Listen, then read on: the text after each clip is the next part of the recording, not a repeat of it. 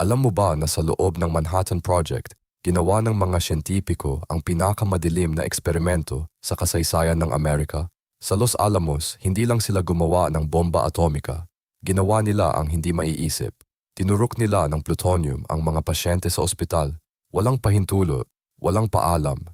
Pinakain nila ng radioactive oatmeal ang mga batang may kapansanan sa isip para makita kung ano mangyayari.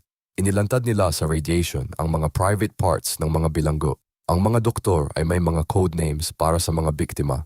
Hindi pangalan, numero lang, parang mga lab rats. 50 taon itinago ng gobyerno ang mga krimeng ito habang nagkakasakit ng cancer ang mga biktima, habang nanganganak ng mga sanggol na may defects ang mga babae.